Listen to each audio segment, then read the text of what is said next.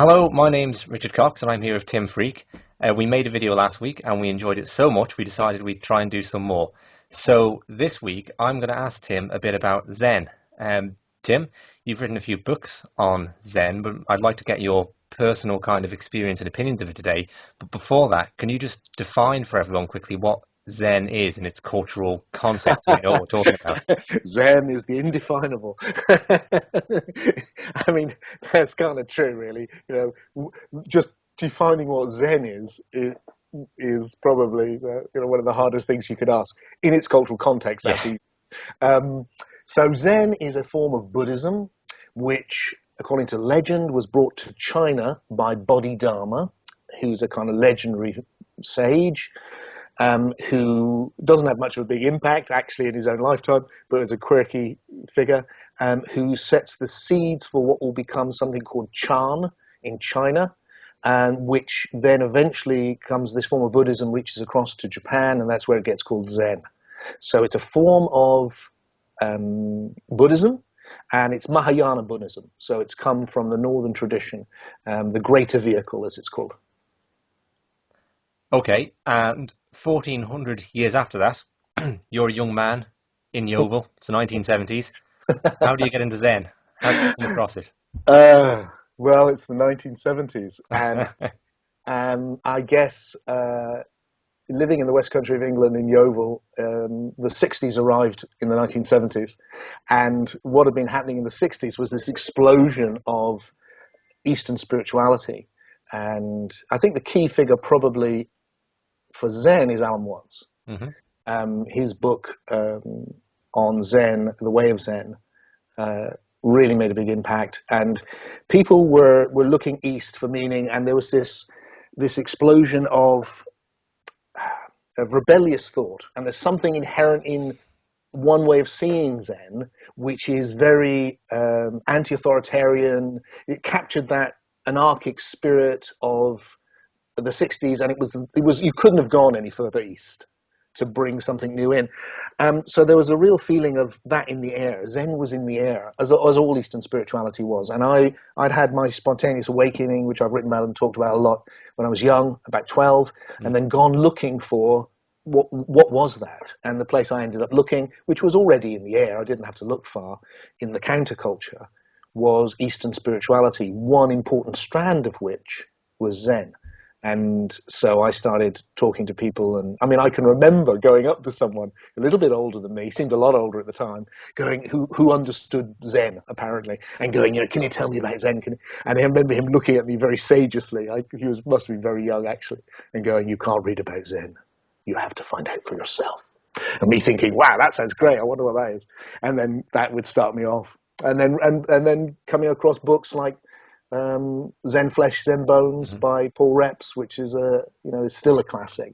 All those quirky little Zen stories, and So it was obvious to you from the start that Zen was a different expression of this perennial kind of truth and related to this experience you'd had, that you've talked about on the hilltop and other kind of philosophies. Well, yeah. I mean, I guess that developed quite soon for me because I was reading books like Aldous Huxley, The Perennial Philosophy, which was already starting the idea off in my head that all of these things were saying the same things in different cultures. But to begin with, it was just its sheer craziness, its audacity. And why I particularly like Zen is that it had started for me with my own questions and then my own direct experience of awakening. And here was a philosophy which seemed to be anchored in a direct experience of awakening, which kept on going, throw all the rest out, come back to have that moment. So how do you think, how do you perceive Zen contrasts with other kind of mystical philosophies, whether it's Advaita in India or the Christian mysticism? What's the kind of similarity and difference with Zen? Well, it really depends how closely you look. You stand way back and they're all kind of saying the same thing. Come up closer and you see there's cultural differences. Come up closer still and you see that within each tradition there's the whole range is actually in each tradition.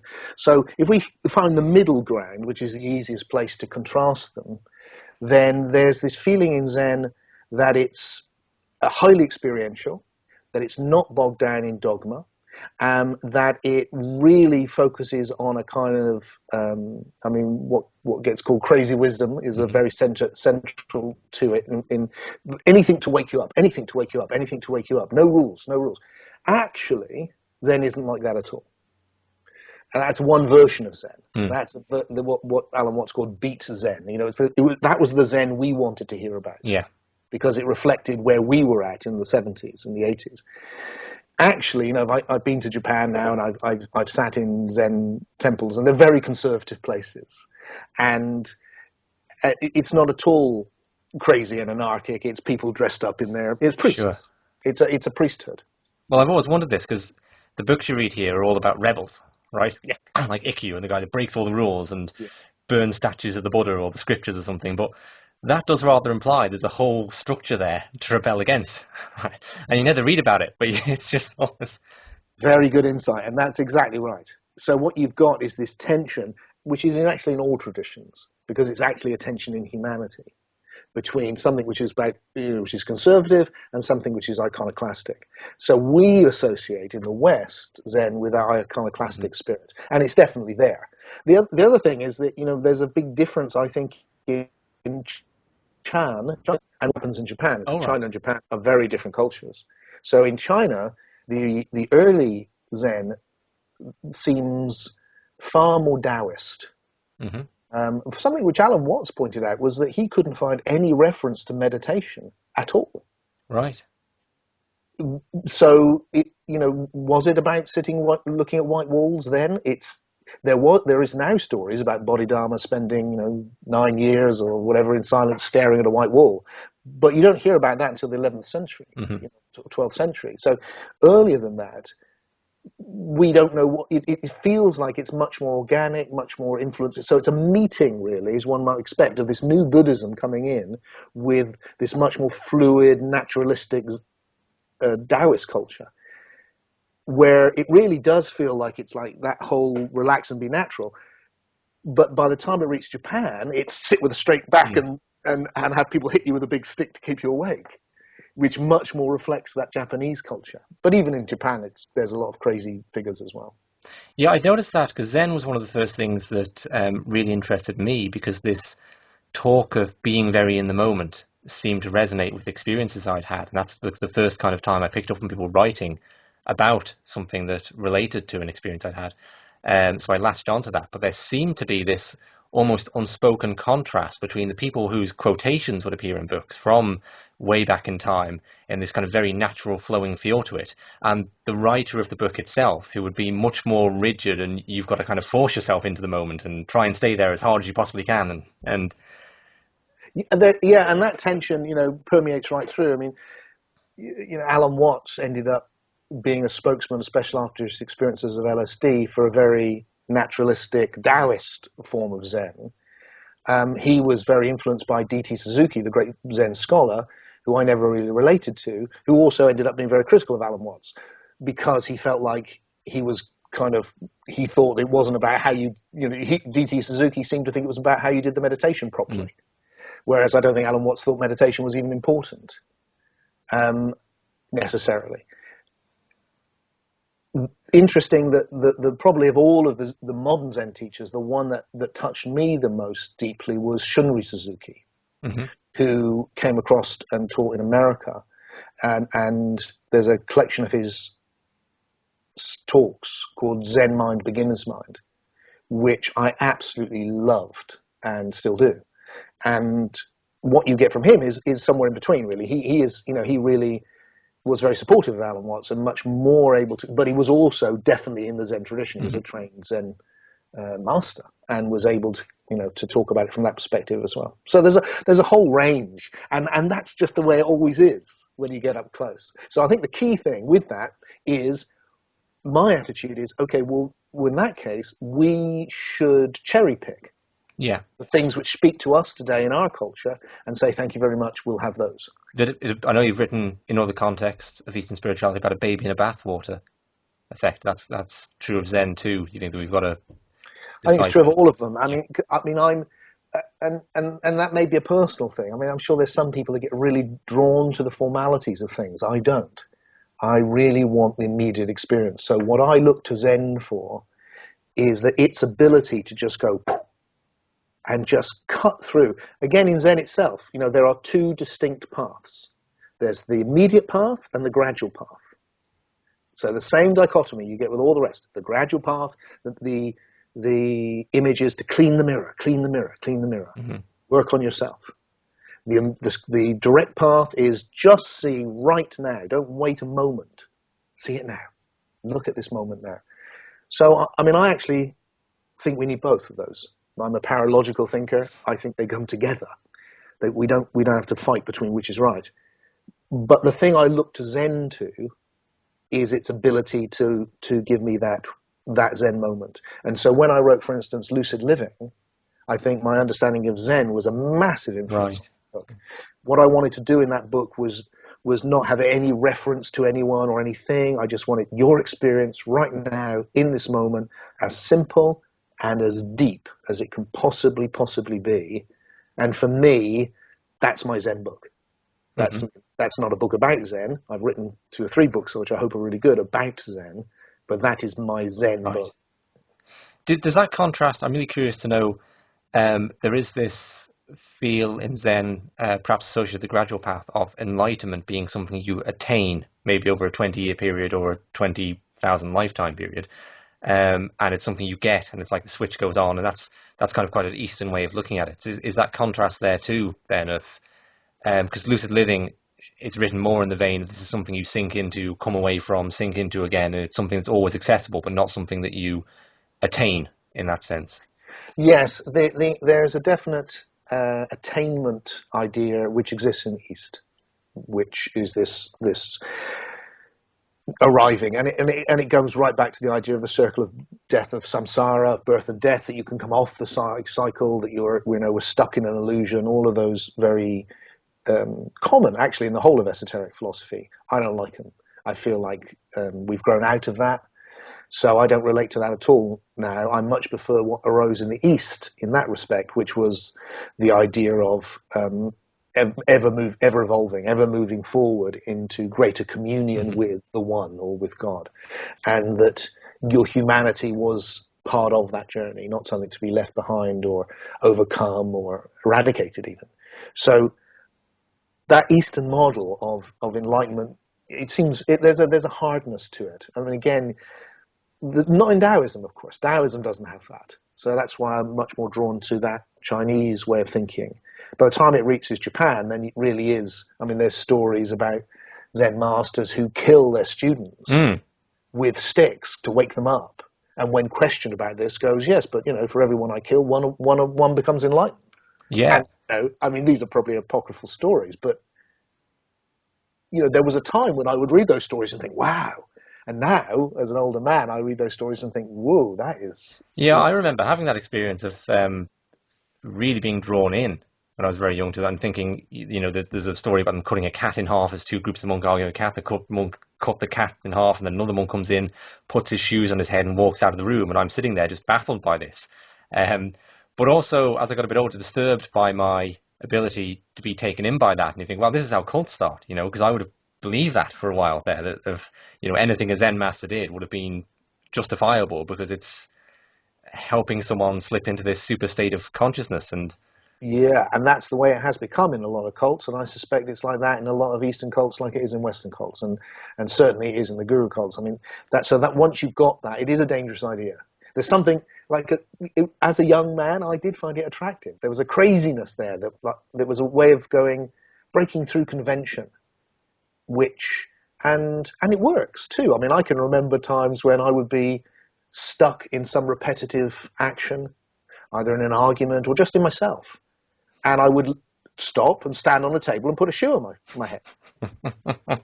And it would work. I would be in a different state of mind. It would be like, wait, Tim, what are you talking? Why are you stuck in this? It's a certain way. It's great in arguments because you just make a fool of yourself, and then everything just cracks up. And so it's good, but also it's potentially, and the Bodhidharma. I mean, the story with Bodhidharma is that he only accepts his student, who becomes the second patriarch of Zen, after a student cuts off his left arm. No one's done that on one of your retreats yet, have they? Well, Richard, I was going to mention that if you really wanted to get what I was saying, then I was thinking maybe you could do your right. No, thank God for that, because, it's like, again, what's of interest to me now is, like you've said, looking back, what made me go, ooh, that's dedication, rather than, whoa, I mean, why didn't I just read that and go, okay, well, I'm not interested in that, that's nutty. And what that tells me about me. Yeah, quite, yeah. I'm glad I did keep going with it, though, because also in Zen, I mean, there is something. It's so anti-authoritarian. I mean, and as somebody who grew up with that spirit, my generation and the generation before, I think, were particularly caught up in that. There is something so sweet about it, and rebellious and naughty. Naughty, I think. There's a naughtiness which is kind of attractive. Okay, Tim. Well, to finish it off, then, thank you for all that. What's your favourite little Zen story or koan? Ooh, God. Oh, that's one to drop on me. What's my favourite? There's so many, isn't there? So many, so many. I think, I mean, I'm tempted to tell some of the funny ones, but I'm not. We've had a good laugh, and we've talked about the things in Zen which are good and bad. So I'm going to end with one which I think is actually profound and deep, which is the koan. A koan, for people that don't know, a koan is a question where, to answer it, really, you have to see reality in a new way. So you don't just come out with the answer is, it's like you have to actually see reality differently. So the koan that I think is amazing is, what is your original face?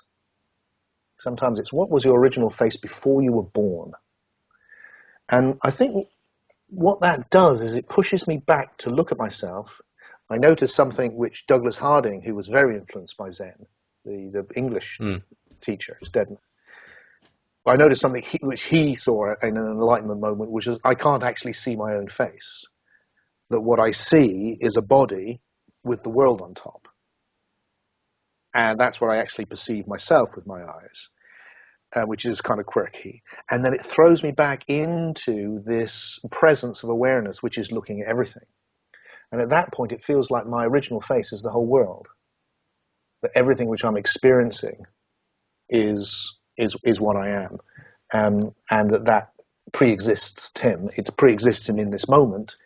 And I suspect it pre-exists him in time also. So there's a whole meditation which unfolds from that koan, which I have found and still do, absolutely amazing to dwell on and contemplate. Mine is much simpler than that. It's peaceful pond, frog jumps in, plop. Basho. Isn't that great? Those moments, that moment where you just, that's what Zen is so good at. And in the haiku, you just get it. I mean, that's the whole thing we haven't even talked about, which is actually, I think for most people, Zen is an aesthetic. Zen is black and white pictures. Zen is minimalism, which is just huge for us. I mean, I'm sitting in front of an Apple computer, which is full of Zen design, and it's minimalism. Sitting in a Zen garden when I was in Kyoto this year, and just, and there's a whole, they've given us an awful lot in terms of just how we perceive reality through aesthetics as well, which is amazing. So, okay, well, I'm going to give you another one then to end with. Okay. The other great koan I love is just the word mu, which means not. And that is really, it's the Zen version of the via negativa, which is found in Christianity and also, of course, in Advaitic philosophy in India, which is just looking at everything and going, not that, not that. What am I? I'm not that, I'm not that, I'm not my body, I'm not my thoughts, I'm not the world, and just everything. No, no, no, no, no, no, no. Until there's this something remains which you can't say what it is. And that's what we are. And why I felt that was a great one to end our conversation was that's what we started with, because that's Zen. And you said, what is Zen? And I went, it's the thing you can't define. And I think that's right. It's what's left after you have gone to everything. Mew, mew. everything, every thought, mute. No, no, no, until there's just